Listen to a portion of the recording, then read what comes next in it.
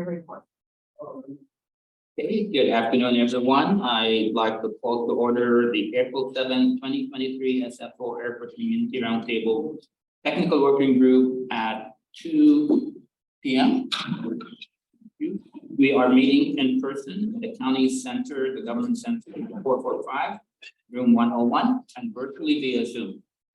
Joining us today are staff of the Roundtable, Kathleen Wentworth, Roundtable Coordinator, Angela Montes, Roundtable Administrative Secretary, Eugene Rindell, H&MH Technical Consultant to the Roundtable.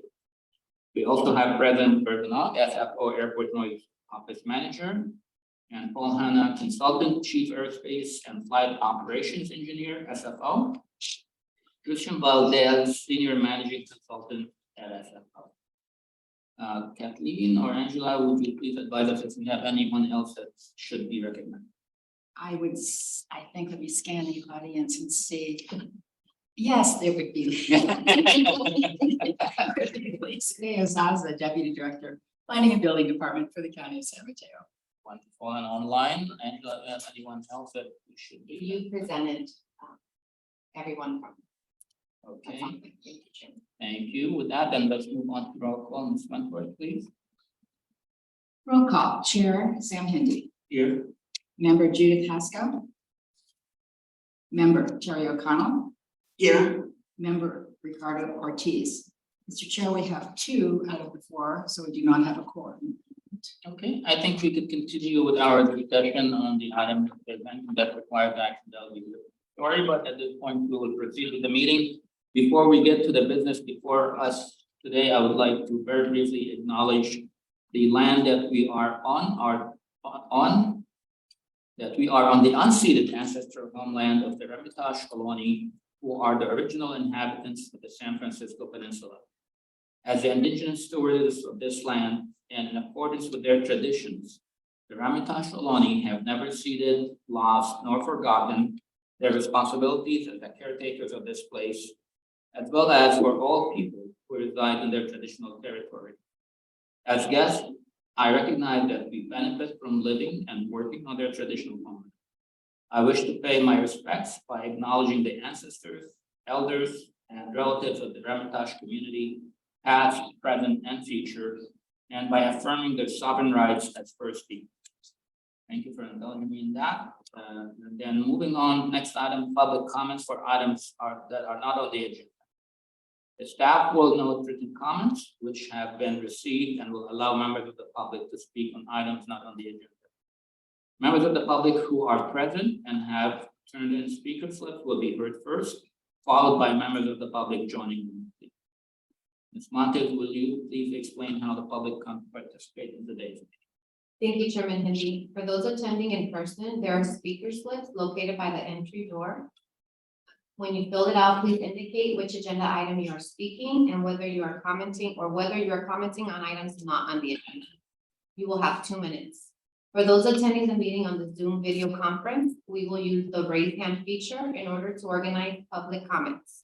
During the general public comment period and for each item on the regular agenda, I will ask those members of the public who wish to comment to click the raise hand feature.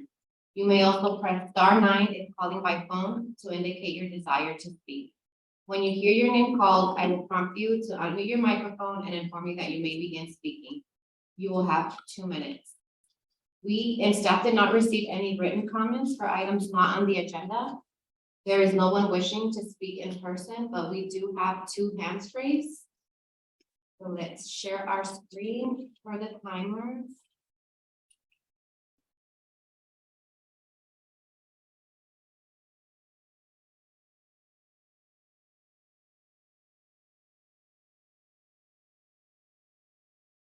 So I will first call on Darlene Yapley, followed by Mary Jo Fremont.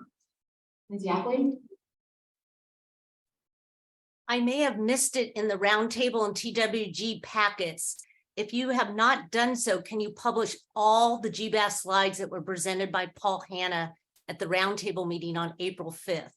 One of the slides presented that I did not see in the packets showed the limit of 48 GBAS procedures.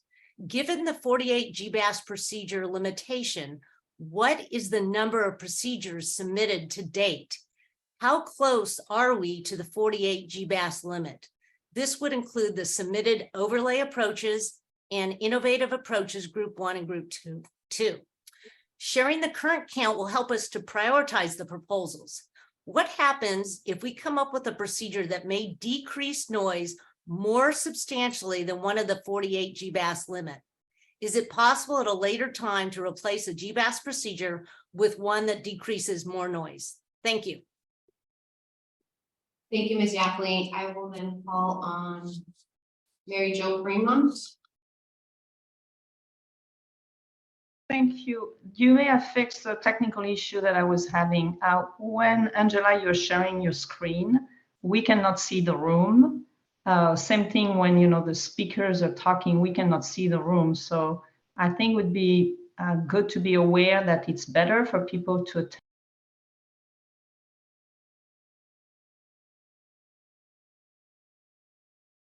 Ms. Fremont.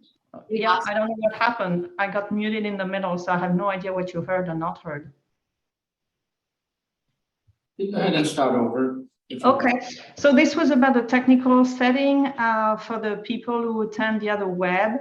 I think it was fixed at some point, but when Angela shares a screen, we cannot see the room of people, of our team members. So I think it would be better not to have Angela share her screen, but instead have the room, because that would make it easier for us to follow conversations and so on. Thank you. Thank you, Ms. Fremont. And with that, Chairman, we have no further hands raised for items not on the agenda. Thank you, Ms. Montes, and thank you, Ms. Yafley and Ms. Fremont for your comments. Moving on to the regular agenda, item number 1, Group 2, Innovative GLS Review. As you know, the SFO GBAS team continues to work toward implementation of future quieter flight approach procedure for SFO. And at our regular roundtable meeting last December, the roundtable considered and submitted 10 suggestions concept to the SFO GBAS team for the review and possible implementation of new or modified quieter flight procedure. The GBAS team earlier reported that although 3 of the roundtable submitted procedure suggestions were not appropriate for GBAS or not appropriate at this time, they have told us that they are actively considering the other 7 roundtable suggestions. Today with us, Paul Hanna, Consultant Chief Airspace and Flight Operation Engineer for SFO, will provide us a further GBAS update. Mr. Hanna, good afternoon and welcome. Thank you very much. I appreciate the opportunity, as always, to go over this information with all of you and with those members and non-members participating virtually. I'm going to share my screen. I've got a lot of information to share here today that is easiest to share over the screen, so I sincerely hope you all have a decent monitor. So I'll start here, and we, per the request, I think that came in already, we will share these materials out if there's any differences between what was prepared prior to today's meeting and what's in the packet. So we've got 4 things that we'd like to cover, all with respect to the Group 2A procedures that we have just finished putting the community flight procedure packages together for. We also wanted to take just a few moments at the end of our presentation here today to talk about some questions that have arisen for the GBAS noise monitoring report. And I'll be passing the microphone over to Christian to handle those questions a little bit later. So the 4 things that we'd like to cover is just, once again, we'll take maybe 60 seconds to talk about our timeline for the Group 2A procedure information presentation and what we'd like to see in terms of getting information back, both from this roundtable technical working group and other members of the public. Then I'm going to go through the Group 2A procedures. I've got some materials in this handout itself that I'd like to present, and then I'll jump over and just kind of go through one of the community flight procedure packages, respecting that it might have been a while for some folks who haven't had a chance to look at GLS procedures on a daily basis like our team does. Just to remind folks what's in a community flight procedure package, and maybe draw their attention to specific areas that are of interest. And then from there, we're going to jump on to the noise.flysfo.com website that's been updated to show everybody how to get to those community flight procedure packages and how to get 2 supplemental sets of information. One of them is the interactive noise maps for both the SEL and LMAX information, which are online, and to get the more detailed population counts, which are not necessarily included in the CFPPs. So that's what we'd like to cover. First up, I just want to do a quick reminder. These dates are identical to what we shared on Wednesday night's full roundtable meeting, but just to very quickly remind folks, we first published this Group 2A set of community flight procedure packages back on the 21st of March. Since then, we've had a couple of very small updates. One of the important updates is the addition of the population information. So we've just applied those updates here, and I think they're going on the web today in terms of the CFPPs themselves. We have also uploaded detailed population information to noise.flysfo.com, to that website, along with the interactive noise maps. Both of those actually went up a bit earlier this week. Our goal was to have them up by today. And there's one more update coming to the website, and that's to provide an interactive means of looking at the population information in terms of which areas or which subsections of a city or municipality might be, either experiencing reduced noise from some of these concepts, or may in a few situations be experiencing slight increases of noise as we go through these. So our goal is to have that interactive population map up by the end of this month, April. And then once all that information is there, and after we've had today's meeting, we hope that this is kind of the beginning of the opportunity for the TWG and for other members of the public to start reviewing all this information and give us feedback. However, the door is not closed to additional ideas that either yourselves or members of the public would like our flight procedures subcommittee to take a look at and see if they would work in the Group 2A concept. So our goal is to try to gather that feedback, get additional ideas all the way from now until the end of the year. And then, hopefully we can work with your group and others in the Bay Area to get that feedback and determine which are the best Group 2A procedures to take forward to request for FAA development. So that's our timeline. So now I'm going to talk a little bit about the Group 2A procedures. So at this point, there are 6 Group 2A procedures.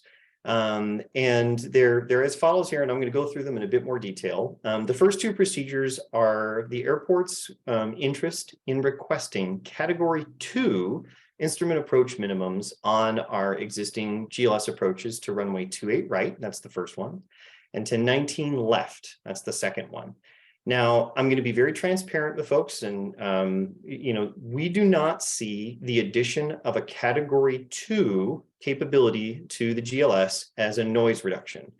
These 2 procedures would have the benefit of achieving one of our other goals, which is to achieve ILS redundancy. In particular, we have some very significant construction projects coming up here at the airport in the next 5 to 10 years. Where the GBAS may be our only means of continuing a precision instrument approach in inclement weather conditions. And so we're taking this step right now to work with the public to put forth that we would like to go after Category 2 approach minimums for that approach to 28 right and to 19 left. And that's the purpose of it. So I just want to be transparent. Those 2 do not have the goal of noise reduction. They have the goal of ILS redundancy, which is our second goal. They will, during the construction project, have the potential benefit of also reducing delays. So just to be super clear, that's the first 2. But keeping with our commitment to review any procedures that we would like to request on the GBAS with the public first before going forward, we put them out as CFPPs at this time.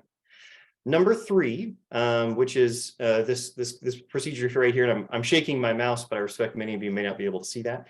This is what we're calling the side-by approach to runway 19 left, and this would be a brand new GLS-based approach procedure to runway 19 left, which overlays an existing vector path that is used by NCT quite heavily, especially in, well, only in southeast flow conditions.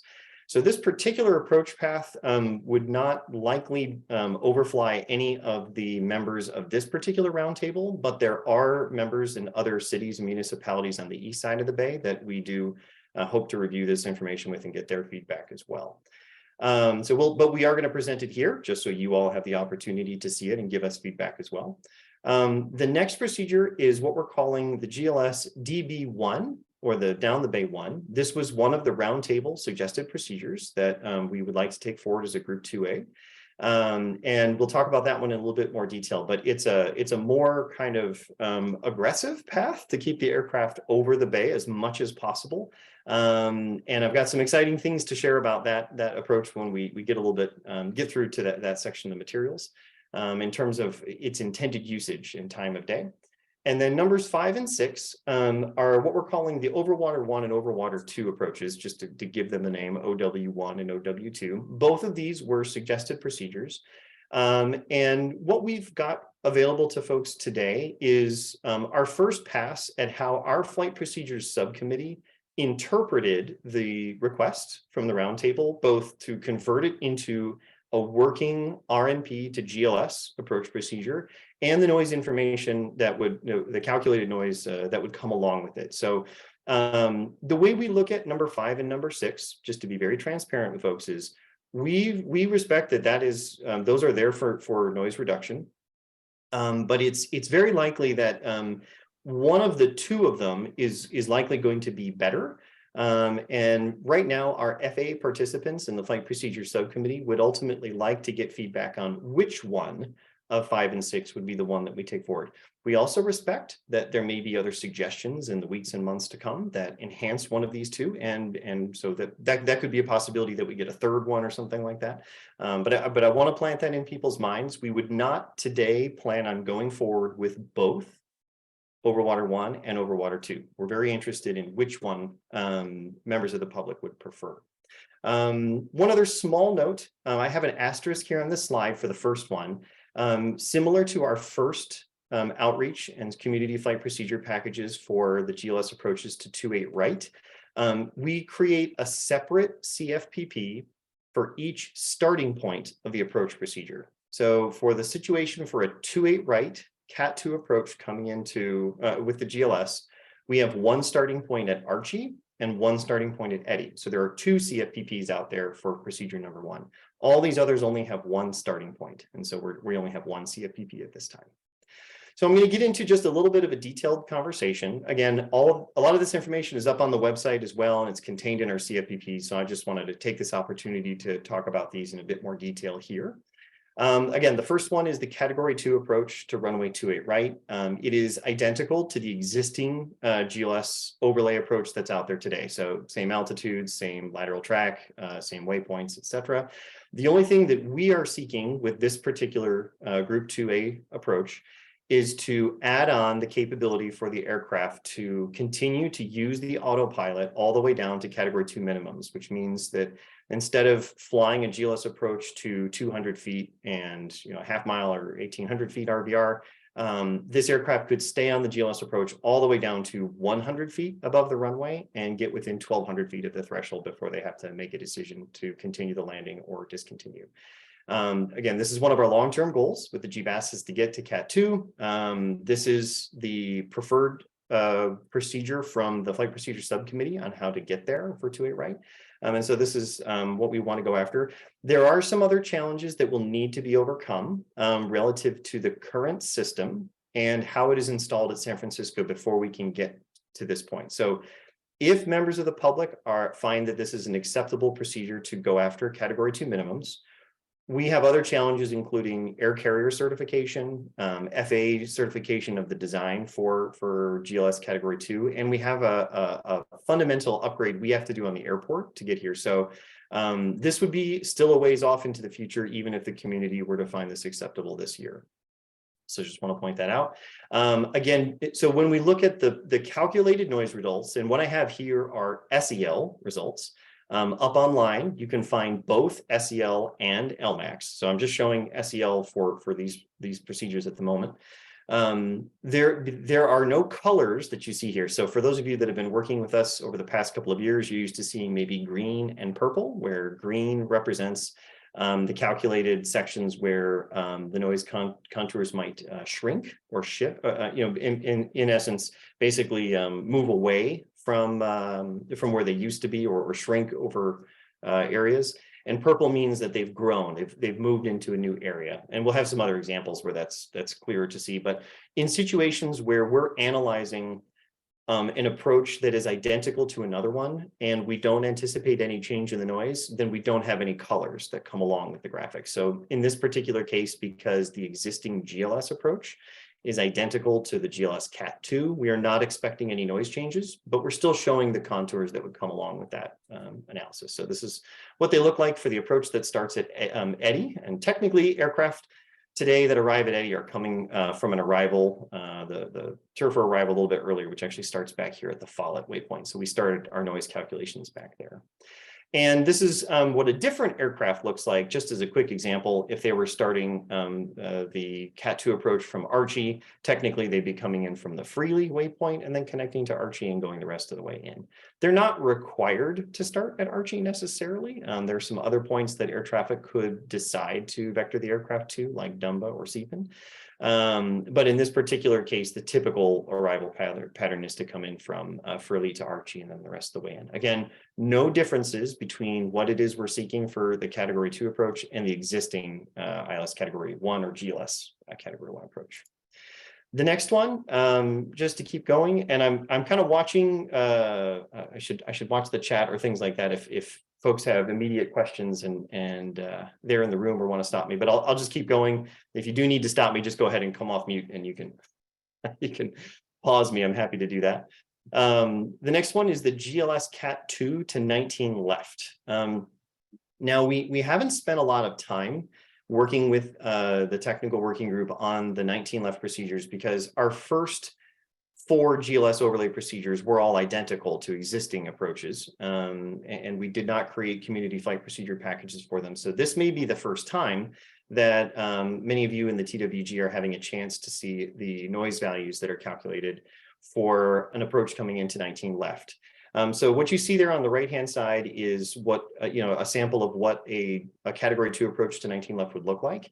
Again, it's our intention to make this identical to the existing 19 left approach. That was by the request of our flight procedure subcommittee members.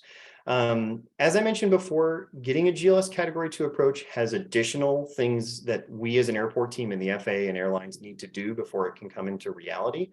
So even if we got community interest in pursuing this one, there are actually 2 more things we have to do for 19 left before this procedure could be used. And those 2 additional things have to do with an upcoming project that I think you've heard it mentioned a couple times related to the shoreline protection program here at the San Francisco International Airport. One of them is that we need to upgrade the approach lighting system that's out there for 19 left. And the other thing we have to do is the barrier around the 19 left end of the runway needs to change just a little bit in its geometry so that we can get the standard safety area and technically it's called a precision obstacle free zone that's required for to meet the design for a Category 2 approach. A little bit of a technical nuance, but I just wanted to point it out. To get a Category 2 GLS approach to 19 left, there are actually more things standing in the way at the moment for us than the Category 2 approach to 28 right. But we need to start this process now. We'd like to get the public feedback because it's going to take a while, and we want to get this approach procedure ready to go to mitigate those construction impacts in the future. So just taking a look again, I'm just using a couple of different aircraft to kind of illustrate the point. Again, if you go to the community flight procedure packages, or if you go online, you can see more detailed information. This is SEL, single event sound exposure level DBA information for narrow body 1, looking at the 19 left approach. And this approach typically starts way back at the upend waypoint up here and crosses a good chunk of the East Bay as it makes its way into San Francisco International. So this is just kind of the general layout. Again, there are no green or purple areas because the GLS approach that we are seeking is identical to the existing GLS and the existing ILS. So no differences there. And if we look at it again, this is what wide body 2 looks like. So a much bigger kind of SEL footprint as well. The third approach that we've got a CFPP for is the side-by approach to 19 left. This is an existing vectors maneuver that NCT uses when two things are happening. One, the airport has to be in southeast flow, because you would never use this procedure at any other time. And when you're in southeast flow, it has to be relatively good weather conditions. So this is one of the ways that air traffic can kind of this vector approach that they use today is one of the methods that the airport can try to maintain something close to normal capacity, in this very unusual weather condition. And in this, they have this vector that uses a VOR radial. So there's a VOR in the middle of the airport, and there's a line that you extend out from there. And this particular track that I'm using with my arrows here between side 1 and side 2, that's actually the vector track that they get a lot of aircraft onto today. Again, it's got to be visual conditions and southeast flow. And then the aircraft are given basically one more heading change to line up towards the runway and come in today under visual conditions. And so there's a limited usage because of how much controller interaction is required. When it's vectors, that means that the pilot's got to be watching and the controller has to be watching, and it's a high effort procedure. So there's a hope from our flight procedures subcommittee that converting this to a GLS can have a couple of advantages. One, it might actually give us a better, more consistent altitude profile, which could have some small noise benefits. And the second is that it reduces the air controller and pilot workload to utilize this under these specific conditions. So this is what's kind of intended for this particular procedure.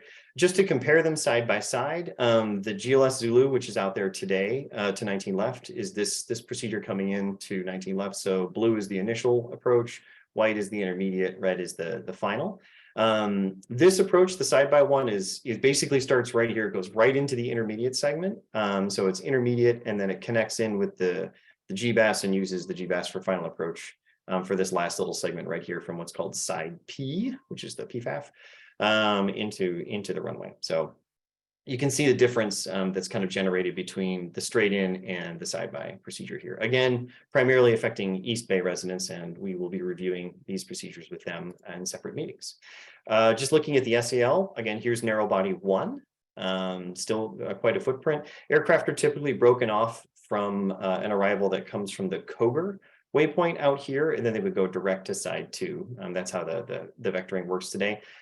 You will also notice here that we are not showing colors because the procedure that we have created, according to our flight procedure subcommittee specialists, in particular our air traffic participants, they believe that what we have created here for the GLS is essentially identical to the vector track. And so we don't have any means of doing kind of single event noise comparisons. So we're just showing the noise that we're calculating for the future approach without any green or purple. So that was narrow body 1. Here's wide body 2, just to give a sense of, again, the SEL noise footprint.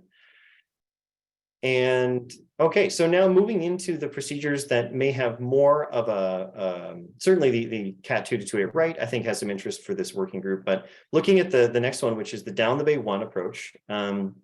This is one of the suggested procedures, I think, from of the 10 that the Roundtable and the technical working group sent to us. This procedure, it's very, very similar to the down the bay approach that's going to be published as the GLS Whiskey starting on the 30th of November this year. The only difference with it, and I'll just jump to this graphic here on page 16 of our handout. So the procedure starts here at the D-Bay waypoint, kind of over the top of, well, not downtown specifically, but close to downtown San Francisco. And then the aircraft, and at this point, you're at 11,000 feet, which is very high, usually very difficult to hear aircraft at that altitude, but not impossible. And then aircraft would come over D-Bay to GBAS, the GBAS 2 waypoint. And the difference here is that the Whiskey, or the original down the bay procedure, is this first one that has this wide turn that comes around to the Seaben waypoint. And the proposed procedure has a little bit of a sharper turn that comes into Guts. And the waypoints, Guts, Dong, Joseph, and Fabula, are all existing waypoints that are used by the RNP Yankee approach today. So the idea is that we'd be on an RNP approach essentially through all of this section until we get right here to FABLA, and then the aircraft connects over to the GLS for a landing using the precision guidance. One of the really interesting things about this suggestion, when we talked about it with our flight procedure subcommittee participants, is that the air traffic participants indicated they would like to use this approach 24/7, 365, all the way through kind of category 1 weather minimums. So what that means is, we originally thought this suggestion was maybe going to be nighttime only. And it turns out that there is a distinct interest, in particular from air traffic, to find more ways to get aircraft onto published approach procedures that take them down the bay. And they would like to use both of them to see if they can achieve that goal while keeping safe separation from other aircraft. So I found that to be interesting and exciting. Obviously, we still need to go through evaluation and get feedback from members of the public. There's some other really technical features, which I won't belabor folks here about if you're interested about how to make that turn, but we did work with our airline stakeholders and air traffic, and there is a way to safely make that turn. It just requires a little bit of a speed reduction. I just want to point out this procedure, if it were to go forward, would not replace the down the bay procedure. We would potentially have 2 of them to give air traffic 2 different ways to safely get aircraft down the bay and keep the noise over the water and away from the residential areas. When we look at this from a noise perspective, we are comparing, and I'll back up a half step. Our community flight procedure packages compare an existing approach procedure or compare the proposed procedure to an existing approach that we think the residents might be experiencing today in the Bay Area. When we first put the down the bay approach out, it was basically being compared to vectors. And again, we had the feedback from our flight procedures subcommittee that because there's a vectors equivalent and the procedure was nearly identical to it, it was very difficult to make a single event comparison against it. In this case, because we had calculated noise for the down the bay approach, we felt it might be appropriate to compare the down the bay 1 to the upcoming GLS Whiskey, which is the down the bay approach. And so what you're seeing here and what we have in our CFPPs is that comparison between what was, I think, anticipated to be a good procedure and this proposed procedure. And what you see here is there's a lot of green over residential areas, certainly for South Bay cities, and some purple for narrow body 1 that's just over the water where there are no people residing or working at the moment. Probably ever, but we'll just leave that door open. You never know. So the green again represents how a contour is kind of shrinking or shifting in a positive way, which means that noise is calculated to be reduced. When you see these contours start to overlap, when you see these green areas start to get really dark green like this, that means that the reduction for people living in those areas is more than 5 decibel SEL, just to kind of hone in on really what you're seeing here and how to interpret that. So that could potentially, when comparing these 2 procedures, be a pretty big noise reduction just for that single event. So that's narrow body 1. Looking at narrow body 2, we see the same kind of potential benefits that are calculated. We do see some very, very small purple bands over here kind of on some of the East Bay cities. This is a result of the concept that to make this turn from what we're calling waypoint 152 to guts, we had to shift that waypoint just a little further south into the bay, or a little bit further east into the bay, before the aircraft could make the turn. So that's how things kind of stand right now. It was considered to be safe for procedure design, safe for aircraft separation, but it does have that side effect that there's a very small shift. So this shift right here is less than 1 decibel SEL, but there is a potential for a slight noise increase in these areas. When you're comparing the down the bay approach to this proposed down the bay 1 approach. But South Bay cities all green and fairly positive. Again, looking at a different aircraft, this is wide body 1. We also see, again, continued green. And wide body 2, again, lots of green. Wide body 2 makes noise whether it wants to or not, because it's a very large wide body aircraft. So we yeah, so you can see the potential calculated benefits here for this procedure compared to the other one. The last two procedures that I wanted to talk about are the Overwater 1 and the Overwater 2 procedures. So just looking at the Overwater 1, again, this was a suggested procedure from the Roundtable and the Roundtable Technical Working Group. And the constraints that we had as a subcommittee to try to turn this into an incident approach procedure was that we didn't want to create any new ground tracks over residential areas. So there was a very limited area where we could potentially start a turn for the aircraft to get them out over the water. And that's the goal for these overwater approaches, is that aircraft coming from Eddy over side by, towards runway 28 right in particular, would get a little bit of extra altitude and more opportunities for speed management by turning the aircraft out over the water. So get a little bit of just a few extra track miles and some additional altitude and get them out over the water so that they can reduce their speed out there. And the challenge for these procedures, and the reason why these aren't in group 1, is because these procedures kind of, they're a little bit more difficult to execute in terms of separating aircraft on this approach from aircraft on other approaches to other runways. So right now, this approach, if it were to go forward, would only be used at nighttime. And if we really had to kind of narrow it down, it would be used during like the nighttime noise abatement period. So again, the guidance we're given is for Overwater 1 was no new ground tracks, try and avoid turning the aircraft until after they've crossed Highway 84, maximize the overwater usage, try to increase the altitude at Eddy as much as possible. Now, and in this case, we did have to use speed restrictions to achieve the turns. And so two things I want to point out before I go too much further. This procedure starts at 7,000 feet at Eddy, not 6, it starts at 7. That's part of the reason why it can only be used at nighttime, late at nighttime, because it would be vectored off of the existing arrival to Eddy at a different altitude. And there's another thing you notice here is that there's no required speed at Eddy. That's another difference that will be coming along with this Overwater 1 procedure. You'll see the same thing for Overwater 2. So it's very typical today to see, at 6,000 at 240 knots, and that is a big contributor to the overenergy problem. Those would not be imposed on this or the Overwater 2 procedure we're going to see in a second. So we can get the aircraft up to 7. We can get them a little bit higher over side by, and the rest they carry out over the water. Now, what you're seeing here, I need to be really explicit about this, is again, our goal when we create these single event comparisons is to take something that's proposed and compare it to the closest procedure that is that the residents are either experiencing now or going to experience. And in this case, the closest procedure to the Overwater 1 is the GLS Romeo procedure, which is set to come out in November of this year.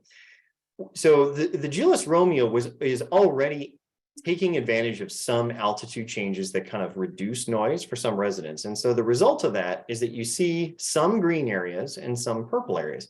And when we look at the Overwater 2, it's going to be a slightly more green picture, but I kind of want to explain what folks are seeing, because at first blush, you might look at this and intuitively think, well, this maybe doesn't look like a great idea because maybe it looks like we're creating a lot of noise. But it really is a bit more of a reflection of the fact that we're comparing, one highly innovative concept against another already somewhat innovative concept. We're not comparing this necessarily to like the existing ILS. But I'll talk about that one in just a second. So when we look at it that way, there are some green areas, which means that noise is calculated to be reduced, and there's some purple areas, which means noise is calculated to increase. And I'll just go through the aircraft. So that was narrow body 1. This is narrow body 2. It's the same thing, narrow body or wide body 1. Similar kind of mixed benefits, and wide body 2. Now here's something that I'd like to share as well. If we were to compare Overwater 1 to the existing ILS approach, which is used pretty heavily at nighttime, like if just what you're experiencing today, this is like GLS Romeo here. This is what it would look like if we were comparing this Overwater 1 concept to the existing ILS. So, so we're taking a very I think we're taking a very conservative approach to presenting the noise in our current CFPPs, but I just wanted to kind of use this one in comparison. This is just narrow body one, just this is all I had time to kind of calculate. Just to show folks that if you were to compare this Overwater 1 proposal to just the ILS approach that you kind of experienced today, there actually would be quite a bit of noise reduction that comes along with the path for all areas. So we can come back to this and maybe if there's other questions about it, but we did want to share that one today. And I'm just going to jump straight into Overwater 2. Similar idea, looking for another innovative concept that gets us very high altitudes from the start, that allows the energy dissipation to occur over the water, builds us a couple of extra track miles. In this particular example, we were not restricted to waiting for the turn until after Highway 84. And the goal was to try to turn aircraft parallel to the Dumbarton Bridge if possible. And we actually had quite a few concepts to try to get here that we iterated on through our flight procedures subcommittee. But some of them were too many track miles. Others involved the aircraft actually like turning away from the airport before it turned back towards the airport. And that was, pardon the pun, a bridge too far. Some pun intended, some pun intended. But I know people are groaning and you're just on mute. Thank you. but the idea here is it's very similar, but maybe to be a bit more aggressive in our overwater usage. And again, if we just compare the Overwater 2 approach to the GLS Romeo, the slightly innovative one that's coming out on the 30th of November, things actually look a little bit even better compared to that first innovative concept that we're going after. So this is narrow body 1, where we see lots of noise, potential noise gains here in this area. Looking at narrow body 2, again, noise gains, some small purple areas here over the South Bay cities, but most of the purple is out over the water where there are no people living or working. Looking at the larger aircraft, kind of wide body 1, again, some gains, some purple starting to stretch all the way into the East Bay cities. And wide body 2, again, an aircraft that is so large, it's difficult to get out of its own way from a noise perspective. There are some benefits, but there are some potential increases in noise here and there. Many of these areas that you see back here have more to do with the fact that the aircraft is going much more slowly and it's at a higher altitude. These are lower SELs. These are like 50, 55. And we find in our calculations that when we increase the altitude of aircraft like wide body 2 and we slow it down, we start to get these kind of negative effects. And so there is some advantage to trying to keep that aircraft moving a little more quickly towards the airport. So again, if we do that comparison, I just have narrow body 1 as an example. So this graphic here again is Overwater 2 to GLS Romeo. This is what it would look like if we compare Overwater 2 to the existing ILS. Significant noise reduction over residential areas. So again, it's just a kind of a discussion about which procedures to compare against. But the intention of the GLS Romeo when it comes out on the 30th of November is to be used at nighttime. So this is maybe the most conservative view, and that's the one we wanted to start with. But if we were to compare it to other procedures, you would see that there's more significant noise gains to be had. And if you want to just take a look at how the two tracks stack up, kind of the GLS Romeo is this blue line and this white line here. The curvy lines are Overwater 1, the one that's a bit closer to the airport, and the one that's a bit further away from the airport is Overwater 2. That's how it kind of stacks up.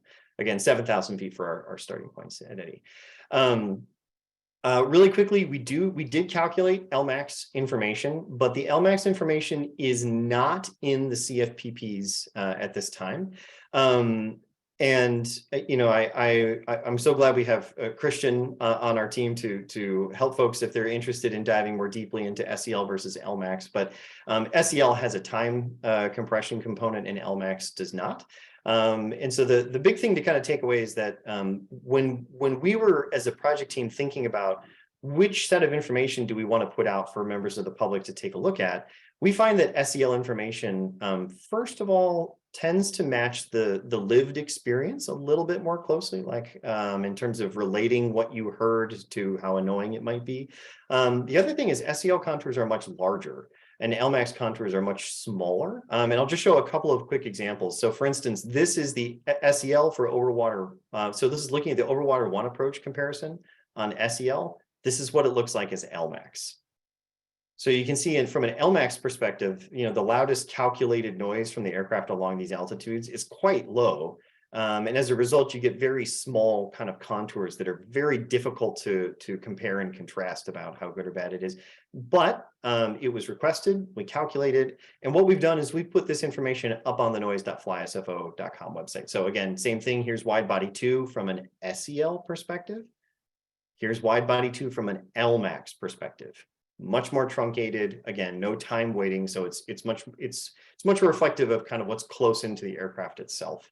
Or the path that it's going to take. So I have some other examples here, but I know you guys have very kindly allowed me to talk for quite some time. So I'm going to take this opportunity to jump over to the website. While I'm doing that, I just wanted to pause very quickly for those of you in the room. Did you have any questions so far before I go to the website? No questions yet. And any members of the roundtable on Zoom? Members of the roundtable on Zoom, no. Okay, thank you. Please proceed.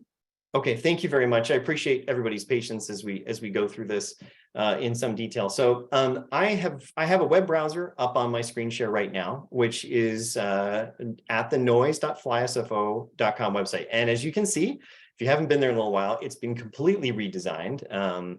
I take no credit for the redesign, so I can say with some honesty that I really like the new design personally. So, very, very nice look and feel to it. For those of you that are interested in where we've got our GBAS information, up here on the top part of the screen, you'll see a couple of tabs that have dropped down: About, Efforts, Data and Reports, Resources, Contact.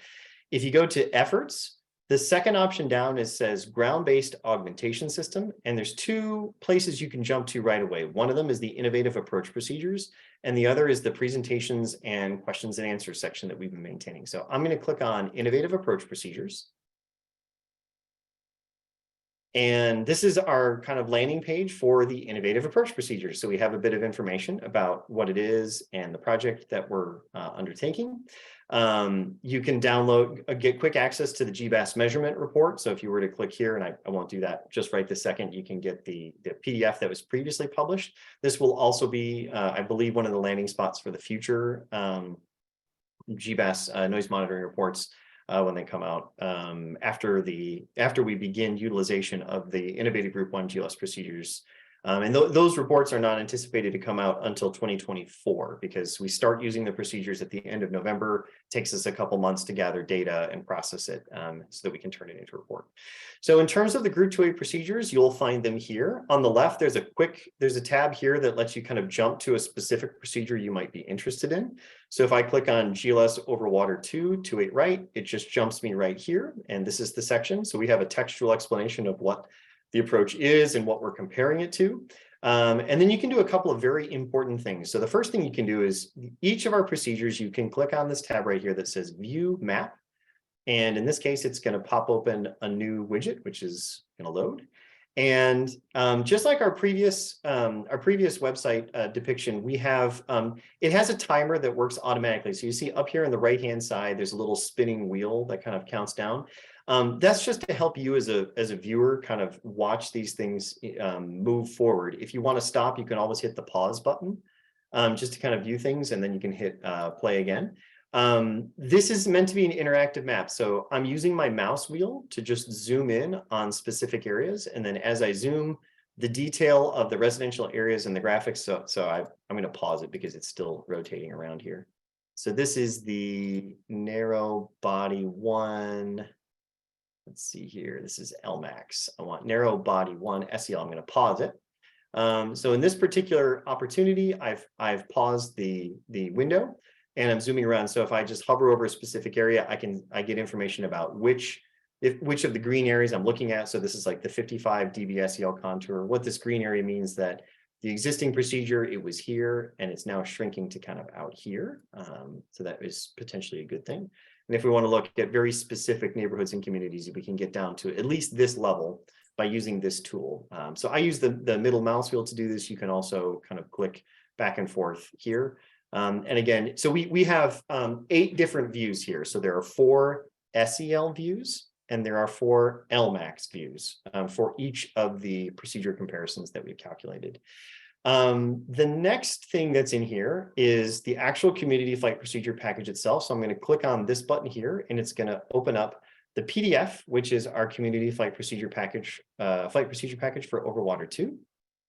And there we go. I've just loaded that one in real time. And this is still an identical format to what we used for group 1. And I'll just go through this very quickly. So we have our first page here that is kind of like it's like the landing page. If you were to print this out or view this on your iPad, this tells you, what information is contained on the specific pages and what it means. The second page of the PDF here, our CFPP talks about the vertical profile itself. So if there's any significant differences between the procedure in the package and the one we're comparing it to, we would present some of that information here. So we have a green box indicating that this is 1,000 feet higher than the GLS Romeo, and it's 30 knots slower. Technically speaking, there's a 210 knot speed limit as opposed to 240. So we're kind of presenting that information here, and we can show that at Side by and Overwater 2, these two waypoints here, OW2A3 and OW2A2, the proposed procedure is higher even still than the GLS Romeo, which already had some altitude enhancements to it. So this is kind of like our three-dimensional view. At the bottom of this page, we talk about, what we think this procedure would do in terms of our project goals and our explanation of it. So for the Overwater 2, because it could only be used between the hours of 2200, so 10 o'clock p.m. and 7 a.m., we do think this has some noise reduction. We do think this has some ILS redundancy. It does not help us reduce delays, and it does not help us with efficiency because there are additional track miles that have to be flown for this procedure. So but it does get two of our most important project goals, and so we are interested in taking this forward. This page shows us kind of the technical comparison. On the left, this was the original GLS uniform. This is the official FAA name for the approach. So GLS Romeo was what we used to call it before. GLS uniform is its actual name that it's going to be published on the 30th of November. And on the right, you can see the same flight inspection graphic depiction. This may not be super interesting to all readers, but to folks who have a strong aviation background, this might bear some more useful information for comparison purposes. This is also where we have information about what kind of aircraft utilization we expect on this approach. So we would expect narrow body and wide body usage. We would not expect any regional or business jet usage at this time. That's because those aircraft do not currently have widespread GLS implementation. And you'll see here for the weather opportunities that it would be used under a variety of weather conditions, but you see here that we've made this note, this is night use only. And we just really want to emphasize that this is a good looking approach, but it is a nighttime approach. The next couple of slides show our noise information. And then we have there is updated population information that's going online, I think here tonight or next week. But we're going to talk about population in just a moment. This is the profile information that was used to calculate the noise. So the orange is the existing procedure that we were, and the blue is the proposed one. So blue is like the new one, and orange is the one we're comparing it to. And then we have the other information here about how we calculated the flap deployment, how we looked at the net thrust utilization, and the speed of the aircraft. Those are all important factors when it comes to calculating noise. So if there are folks that have more questions on that, we're happy to dive into the details. Towards the end of the package, so we go through this for all 4 aircraft, we have some summary tables here that basically talk about, population within the 60, SEL contour, single event and sound exposure level, population within the 75. And then we have some kind of other comparisons between Eddy and Side by what those SEL values look like in this particular case at those points, what the speeds look like, and then some other information. And then the back half of our CFPPs is some more useful information about how to think about noise, sound versus noise, and then a glossary of terms, which has been just slightly updated so now we can talk about category 2 or cat 2, because we do have some CFPPs with that information. Then the last thing that I wanted to draw folks' attention to is this third option you can click on for each of the packages. And I'm going to give the microphone to Christian Valdez from our team to talk a bit more detail about this one. This is the population information, and I'm going to click that button. And Christian, I don't know if you wanted to walk folks through what they're seeing on the screen right now, if you had time. Christian still with us? He is. Give him 1 second. He was on Sure. that. Page. Sorry, I just logged on as a panelist. I No missed your- problem. Thanks, Christian. I was just giving you the handoff. If you'd like to tell folks what they're seeing here. So Paul gave me the SEL contours for narrow body 1. And what we were able to do is count the population, the census population per municipality, and then overlay the contours and count the affected folks per that contour band. So you'll see some pluses and minuses on the comparison of 2 procedures. Perfect. And could you remind folks when they're seeing the percentages here? So I'm just going to use Foster City as an example. It's got green numbers, and there's one value here that says 47%, and then there's another value that says -5% in parentheses. What does the 47% and the -5% represent? That's a good question. Lauren did those calculations. I'm not sure. Oh, copy that. I sorry, I figured.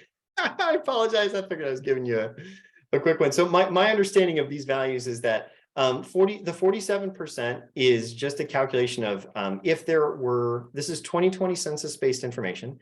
So for Foster City, which in 2020 registered a population of 33,805 residents, 15,980 of the residents of Foster City were within the 50 dBSEL noise contour for narrow body 1. And if you just take 15,980 out of 33,805, that means that 47% of the population of Foster City lives within the 50 dBSEL contour for this particular procedure. And the fact that it's in green and -5% means that this represents a 5% reduction in the total number of people that were living in Foster City who might have experienced the 50 dBSEL contour for the original procedure. So I clicked on the one for I think this one's currently reading for Overwater 1, just using that example. So this is the Overwater, this is the difference in population. This percentage right here is the reduction in the population between Overwater 1 and the GLS Romeo. So that means that there's been a 5% decrease in the affected population for that contour. Christian, does that match your understanding? Yes, it does. Awesome, thanks. I just want to make sure I wasn't going crazy there. So that's kind of the new population information. We do plan later in the month to not only present that information in its tabular form, but also to present it in an interactive form where you can click directly on the map, just like we did for the noise information, and get that same kind of level of detail. The last thing that I wanted to just draw folks' attention to was the presentations and the Q&A section here. And so we have additional information here about, where to get information about the GBAS, all of our meetings, et cetera. And then we have the Q&A. Sorry, these are our historical presentations. So we try to keep up with these whenever we have an opportunity to give a presentation, we load them up here. And then our Q&A here, which I will click on. And this takes us to the PDF of the current questions and answers section. And I wanted to maybe just take this opportunity because I know we've had a few questions, both Wednesday night and submitted, in person about the noise monitoring report, the portable GBAS noise monitoring report. And Christian, do you think this would be the right time to discuss those? Yep. Thank you, Paul. As luck would have it, there's an internet outage in my area, so I'm using my hotspot on my phone. So I'll be just using audio for now. Hopefully you can hear me okay. Yes. But yes, the question, wanted to add some clarification to the questions that we received about using single event data in our future reporting. The quick answer is yes, and we provided several answers in this question and answer section of the website. But if I can share my screen, Paul. Take it away. Thank you. I wanted to actually show you what will, an example of what we'll show you. And this is a page taken out of the GBAS measurement report that had the single event levels of the United test flight, the GLS test flight that took place a couple of years ago. And this report was published last year and presented to you. This is a table in the appendix that includes single event data for each one of the approaches, the flights over the microphones. This shows you at site A, one of the sites, and it shows you the date and time that the noise event occurred or the overflight occurred, the type of procedure that was flown, and the sound exposure level for that single event, the LMAX, and the duration. This was published in our report, and in the future reports, we'll include this plus a few more columns that will include the flight number, the airline, the altitude, the speed, and also the airport of origin. So just wanted to add some clarification that this information will be provided in our future reports in case a question comes up again. All back to you. Thank you so much, Christian. That was perfect. I am going to share my screen again, if that's okay with folks, just to wrap things up, and then we'll go back to questions. So the last two slides we had, again, I think we've covered this previously, so I won't spend a lot of time on this particular slide. It's identical to the one we shared on Wednesday night. Just a quick reminder, the FAA is still working on the Group 1 innovative procedure set. They are still going through their NEPA analysis for the Group 1 procedures. And the first, if that NEPA review continues and finds that it's acceptable to, move ahead with the publication of the procedures as we've been sharing them with all of you, we would expect that group to show up on the 30th of November. Just to be super transparent, that would be all the approaches to 28 right and 28 left that will show up on the 30th of November. The approaches to the 10s have been delayed ever so slightly to the January publication to basically make sure that they coincide with some other modifications that the FAA has decided to make to the existing 10 left and 10 right RNAV procedures out there. So a small change there, but the first opportunity for us to have those Group 1 procedures out there and start measuring deploy portable noise monitors and then begin working on the noise monitoring report itself is 30th of November. And then we would hope that very early or maybe that halfway through the first quarter of 24 would be our first chance to publish the noise monitoring report that Christian was just describing. Again, in the Group 2A, that's where we are right now. It is our goal to gather as much of that feedback this year as we can. Just as a reminder, we want to follow the same process we did previously, where we seek approval from the SFO Roundtable and members of the public on which Group 2A CFPPs to submit to the FAA. Our goal is to make that submission by December of 23. So it would be great to get all of that feedback by November. But it's not just feedback, as we've said on Wednesday, and I've said here today. If there are additional procedure ideas that folks would like to share with us, maybe it's a tweak to a procedure that we've already shared as part of our first group here, we welcome that, and we'll do our best to turn that around and put it back out for folks to consider. Chair Hindi, that's the information that we had to share for now, so I wanted just to open it up for questions unless there were other clarifications that folks from our team wanted to offer right away. Wonderful. Thank you, Mr. Hanna. Let me jump right on and see if we have any questions in the room first.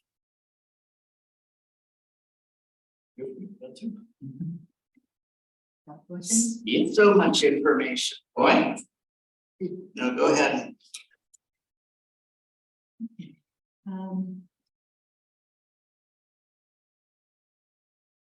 One question I had, Paul, that you may not be able to answer directly today, with regard to the GLS Romeo to be implemented November 2023. Do you have a forecast or projection on what percentage of airplanes now flying into San Francisco would be capable of flying that airplane in November of 2023? And then I thought. Excellent question. So I'll give you the best answer I can for right now, and I may need to take an action item to come back with an updated answer for a really good reason. So the immediate answer that we've been using and sharing in our CFPPs is about 30% of the aircraft, in particular the flights that come into San Francisco. So if you look at aircraft with aircraft that are capable, flight crews that are trained, that have authorized their crews to do it. So this would be, a good chunk of the United Airlines fleet, a chunk of the Delta Airlines narrow body fleet, their 737 fleet, and now their A321 fleet and their A321neo fleet. And from a domestic perspective, those are the two major operators. Southwest is just working on kind of going through their OPSPEC approvals and their training to allow their crews to start flying it. But that's one of the interesting keys here is like Southwest is just in the transitioning mode right now. We've also heard that there are several other domestic carriers who are preparing to initiate their GLS capabilities, both with our Group 1 procedures when they come online, and when JFK and LaGuardia come online with their GBASs, which is currently targeting kind of the end of 2024. So the answer today is somewhere in the 30% range. I think by mid to the end of 24, as we're starting to put more and more of our GBAS noise monitoring reports out there, that percentage might be growing.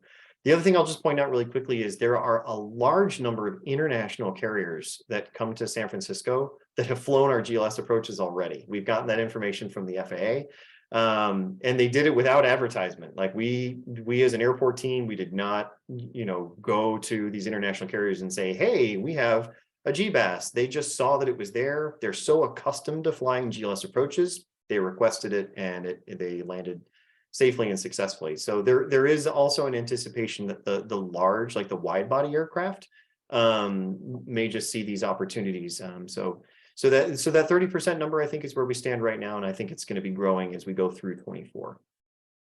And to follow up with that, assuming that is that the implementation date or the approval date, November? The implementation for the GLS Romeo procedure?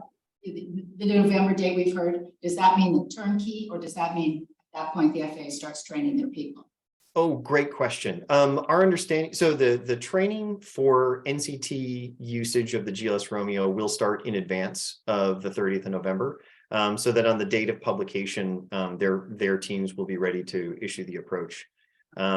Our understanding right now is that when it first comes online, like that in the beginning, it may be by request, by flight crew request, just like they're doing for the overlay approaches today. And that's part of the reason why we've had slightly lower numbers. Everybody's still trying to gain experience on the system.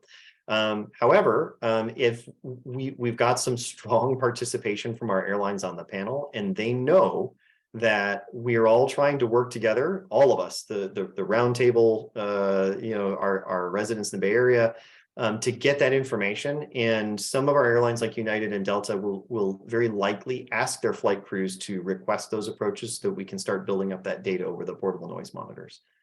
It's not a guarantee, but it's something that's being discussed. Right. So with regard to the other, let's say 70% of the airplanes flying that particular type of approach into San Francisco, I don't mean the published approach, I mean that from that direction that would ordinarily fly that. What will they be flying instead of the GLS? Well, some of them are flying the GLS Romeo. What are the other people flying? It's a great question. I only have a guess, but if it's okay, I'd like to take that question back to our subcommittee and maybe get you an accurate answer. And I might need to work with Bert and the team to see what we can get from the noise data that we already collect. Because I think it's a combination of different procedures. So, and it's a great question. I want to get you an accurate answer if you'll allow me to take that back. Thank you. That's all I got. Thank you. Terry, do you have anything? No, not really. I want to go into some of the population maps and really look, because it seems that some of the, from first glance at what you showed us with the population maps, that it's, putting some of our communities of concern into the purple and taking out some of the other communities and putting them in the green. And that's concerning to me. So I'd like to look more at that. Okay, thank you. Anyone else? Okay, let me then. Sure, yeah, of course. With regard to the population maps, maybe it's in a footnote I haven't had a chance to look at yet, but that change is based on the CFPP that is based on the choice that was made to compare this proposed procedure to a given procedure. And so is there some way we can determine what, you've told us what the given procedure is, I get that. But can we find out if that given procedure is largely in use, small percentage of in use? Because if we're talking about comparing a new procedure to a procedure that exists but is not used more than 5% of the time or such, versus comparing it to a procedure that's largely in use, that's going to affect the population in a very different manner. So it's really, I would think, important for us to know how that number is arrived at with comparison to what procedures.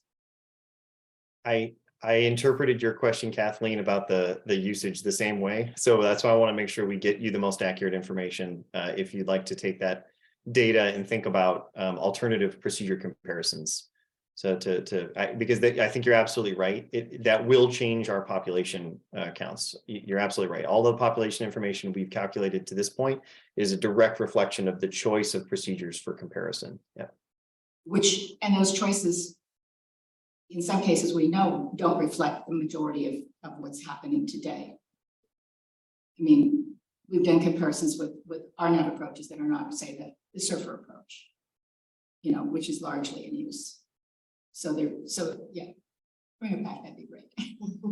Well, we need to also be sure we're not confusing arrivals approaches. Because an arrival is more distant coming in. The approach is the final segment that they're doing. We're designing approaches. And we need to be sure of that. Now, but the those approaches that are fed by server, things like that, are ones that you want to pay attention. exactly. Okay, all right. I heard that during the meeting on Wednesday. Got very I know the specific. difference between an approach and a No, I know you do.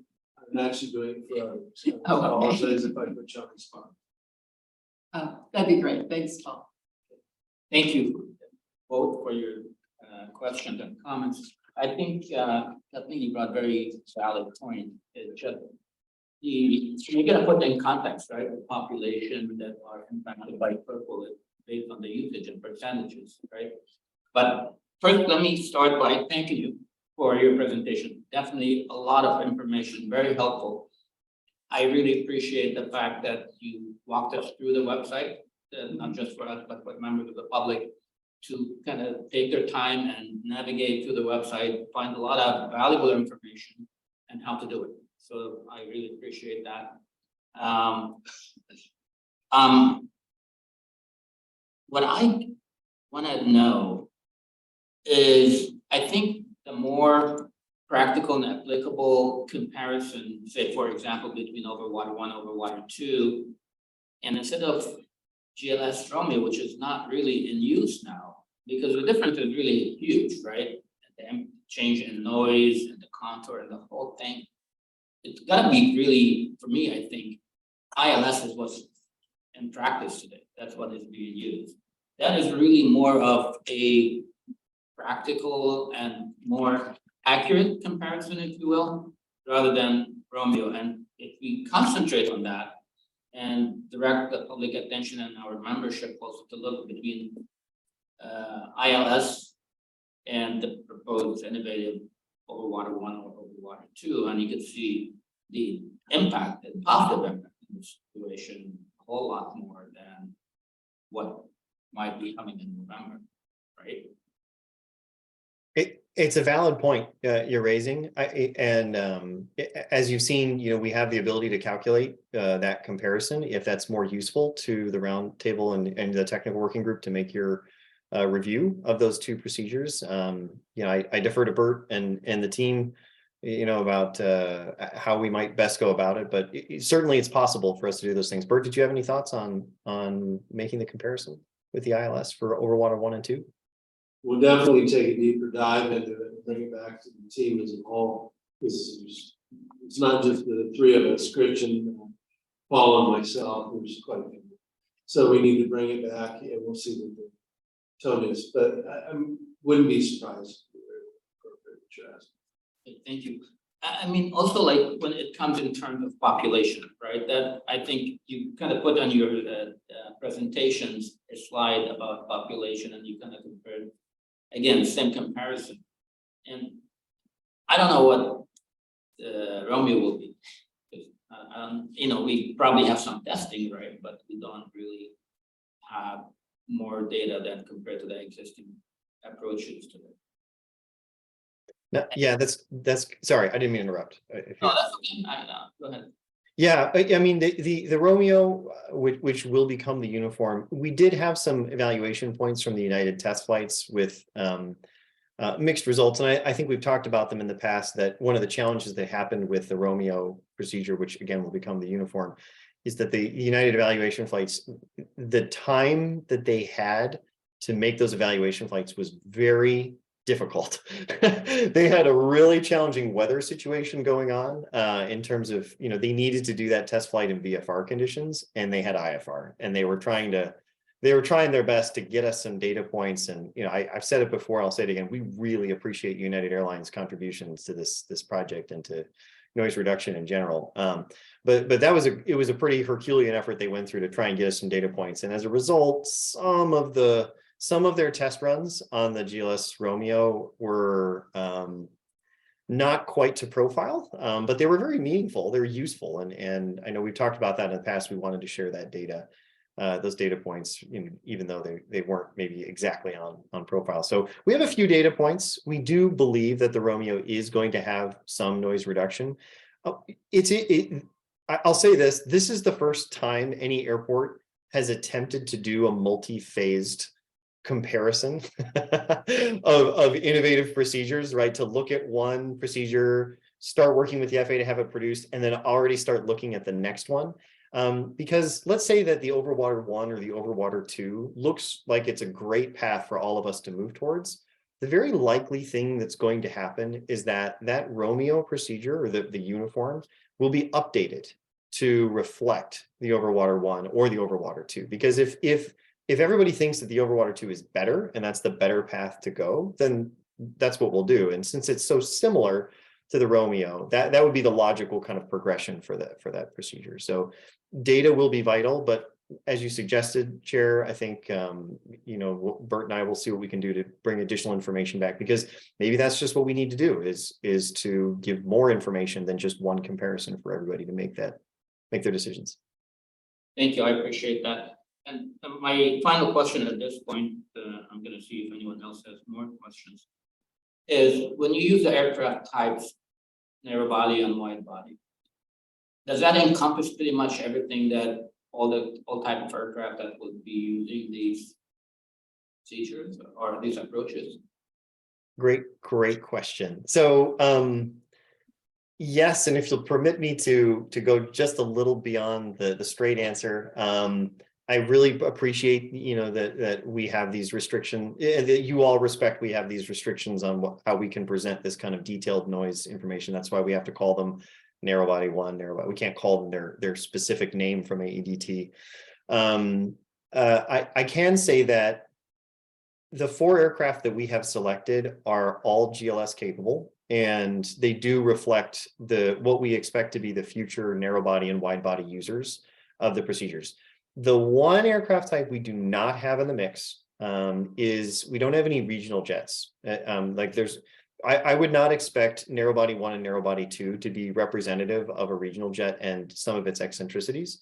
And that's for 2 reasons. One, there are no US regional jet operators that have adopted GLS just yet.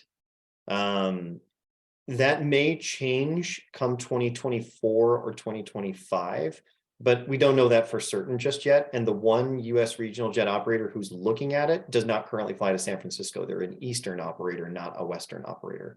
So that's the one aircraft type that I just want to reveal is not reflected in the narrow bodies. And it may have its own unique features, but we also don't anticipate it using any of the GLS approaches at San Francisco until maybe after 2026 or 27. Thank you.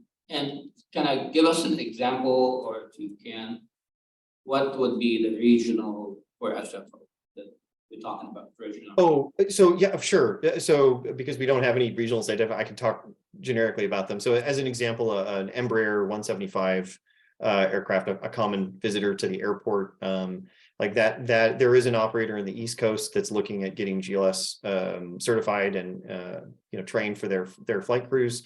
I know that aircraft type visits San Francisco fairly frequently as well. We just the Western operators, that equipment type today do not, they don't have any plans for GLS adoption until probably later in the 2020s. Thank you very much. Anybody else? I'll turn it back there, Kathleen, Angela. Online? We do have public comments from members. Okay, so no one here got any more questions. Thank you, Paul. Let me move over to public comment, open it up for the public. So I will first call on Darlene Rapley, followed by Mary Jo Fremont. Ms. Rapley? Yes, thanks for the extensive work on the website. We'll definitely take a look at that. You might help us a little understand the numbers. I mean, one of them, city had a 46% increase, I guess, benefit to population, but in parentheses, it's 0. So intuitively, it kind of doesn't make sense. If you could help out with that, because we are going to spend time. The second is on the reporting update from Christian. I think question number 1 is, are you going to compare information results for each approach? And are you going to then today, since GLS is flying, or the innovative approaches, overlay approaches, can you report the GLS overlay approaches against regular ILS approaches so we can get an idea of what your reporting is going to be, and we could debug that now? And the third is, you gave some of partial answers to what we asked in the chart that we sent into the GBAS folks.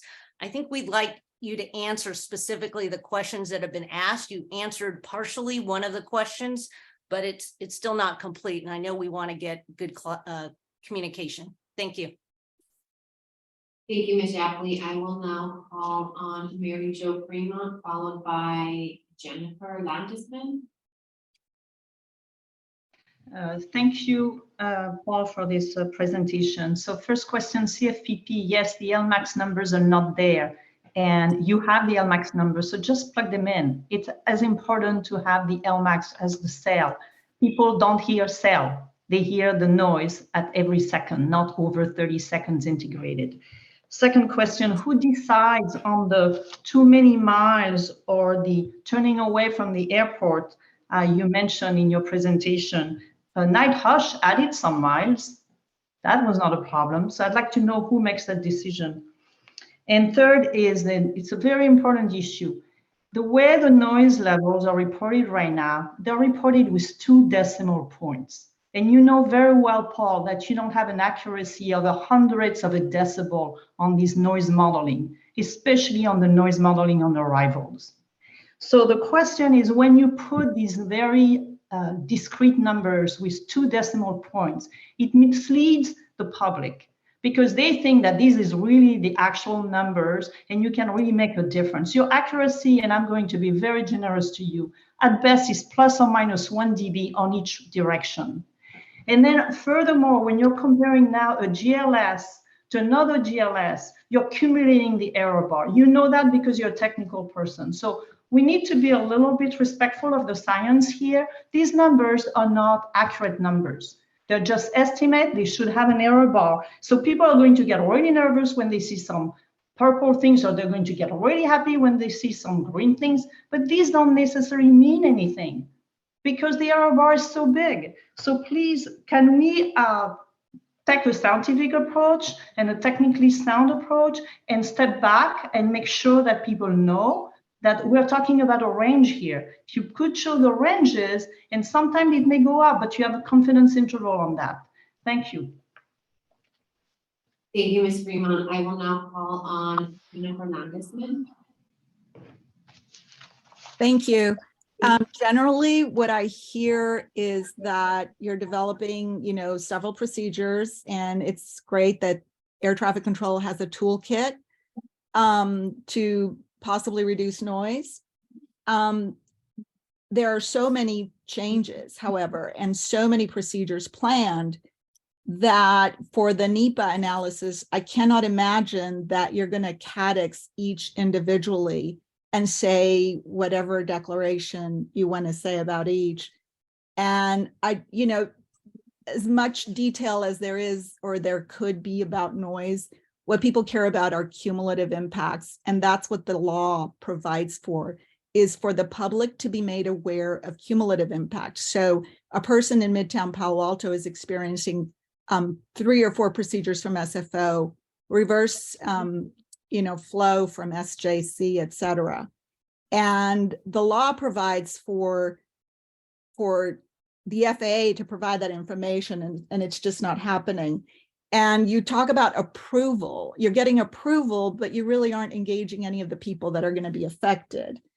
And in the end, this issue of usage, if that's how you want to consider what cumulative impacts are, I love the question from a gentleman at the regular meeting the other day, which is, what is the FAA's role here? Because you could be doing anything and the airlines are going to do whatever they want. And who's regulating?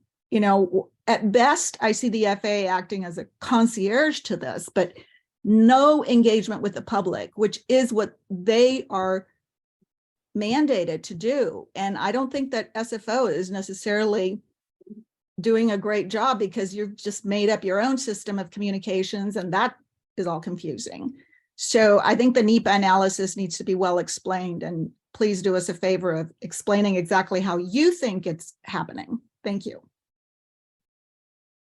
Thank you, Ms. Landis. And with that, Chairman Hindi, you have no further hands raised. Thank you, Angela. Paul, feel free if you have any answers on these. If not, we'll get back.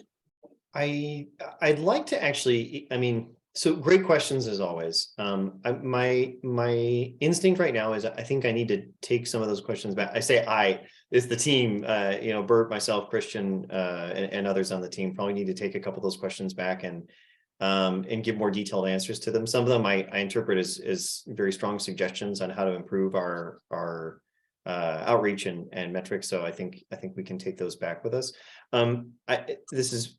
I did want to offer one answer to the question that was raised right at the beginning about how many GLS approaches will we have relative to the 48. Because when the question was asked, I can give that answer. So I think the answer is that after the group 1 procedures are published, again, 30th of November, there's a couple other, the 2 other approaches to the 10s will happen in January. We will have 12 active GLS approaches out of the total of 48. So we'll have another 36 to go without any further modification to the system. I can say that we know, and I think you've heard us talking so far, that the 6 procedures that we're describing here today, right now we would be looking at a choice between, is overwater 1 or overwater 2 the better one, like the preference. I know that's a hard thing to answer, but we're looking forward to working with everybody to get to that answer. And even in that situation, if one of them is considered to be really, really good, or maybe a slightly modified version of it, if the feedback we get is to tweak it a little bit, and that one might actually replace one of those existing 12. So it's not like we're looking at 12 plus 6 gets us to 18 at this point. So even after our group 2A set, we're still likely to be under 20 is my current kind of estimation when working with Honeywell and the FAA. So I hope that gives a little bit more insight.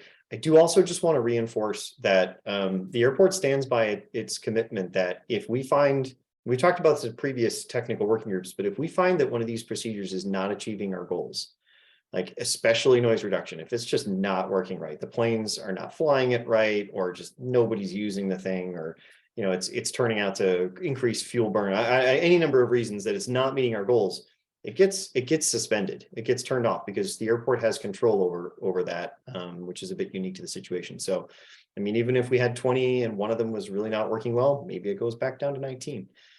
So I just wanted to kind of throw that out there as a direct answer to the first question, but we'll take the rest of them back and try to answer them either in our Q&A or in a future TWG meeting. Wonderful, thank you. Let me first thank you for reaffirming the commitment. If there's anything that will be bringing noise and it's not working for us, that will be deactivated. I appreciate that. And you did answer my question. I have another question for you regarding the public questions. You plan on answering them back here, or you mentioned the Q&A, so they'll be on the website. Yes, Under the Q&A section. it'll be on the Q&A on the website. Wonderful. Okay, just one more round in the room here. If anyone has any questions based on what we have heard. I do not have any more. I just want to thank you again, Paul, for really the wealth of information. And it's just a reminder for members of the public, if they wish to have any questions, suggestions, you mentioned from here till December, please reach out to the team sfo.gbas@flysfo.com. And hopefully you get some productive and some actually constructive suggestion that could be implemented, enhance whatever you work and will benefit all of us. So with that, we moving to item number 2, which is adjournment. Thank you all for being here. Appreciate it. And I think we're right on time. Right on the dot. We 3:31. So thank you so much. Wonderful. Thanks, Paul. Thanks. Thank you, everyone. Thank you. Have a wonderful weekend. Bye. Here, bye.